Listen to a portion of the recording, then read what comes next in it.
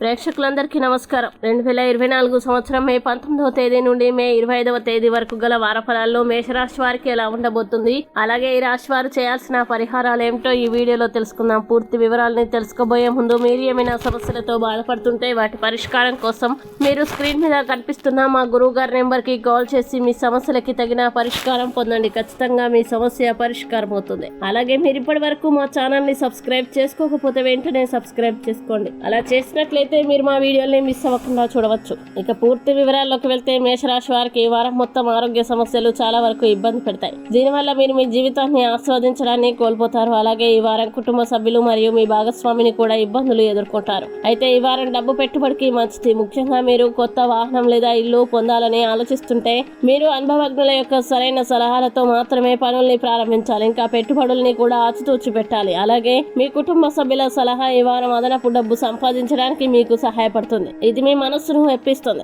అదనంగా మీరు ఇంటి సభ్యులపై బహిరంగంగా ఖర్చు చేయడం మరియు వారికి బహుమతుల్ని తీసుకోవడం కూడా ఈ వారంలో జరుగుతుంది. అలాగే 12వ ఇంట్లో రాహు ఉండడం వల్ల ఈ వారం మేషరాశి వారు ప్రతి విషయంలో చాలా జాగ్రత్తగా ఉండాలి. ఇక 2వ ఇంట్లో బృహస్పతి ఉండడం వల్ల ఈ రాశి విద్యార్థులు చదువుపై అధికంగా శ్రద్ధ పెట్టాలి. విదేశీ విద్యా సంస్థల్లో ప్రవేశాల కోసం ప్రయత్నిస్తుంటే ఈ వారం అది ఫలించే అవకాశం ఉంది. ఇక మేషరాశి వారు ఈ వారం చేయాల్సిన పరిహారాలు గనక చూసినట్లయితే ఈ రాశి వారు ప్రతిరోజు నరసింహస్వామిని ప్రార్థించండి. మంచి శుభ ఫలితాలని పొందుతారు. అలాగే ఈ వారం మేషరాశి వారికి అనుకూల తేదీలు గనక చూసినట్లయితే వీరికి 21వ తేదీ చాలా మంచి రోజు. ఈ తేదీల్లో ఏ పని ప్రారంభించినా సరే మంచిది. ఈ వీడియో మీకు నచ్చినట్లయితే లైక్ చేయండి మరియు ఈ వీడియోని మీ సోషల్ మీడియా అకౌంట్ల ద్వారా అందరికీ షేర్ చేయండి. అలాగే మీరు ఏదైనా సమస్యలతో బాధపడుతున్నట్లయితే వాటి పరిష్కారం కోసం మీరు స్క్రీన్ మీద కనిపిస్తున్న మా గురువు గారి నెంబర్ కి కాల్ చేసి మీ సమస్యలకి తగిన పరిష్కారం పొందండి. ఖచ్చితంగా మీ సమస్య పరిష్కారం అవుతుంది. ఇంకా మీరు అనుకున్నటువంటి అన్ని పనుల్లో అంతా మంచి జరగాలని కోరుకుంటూ సర్వేజన సుఖినో భవంతు.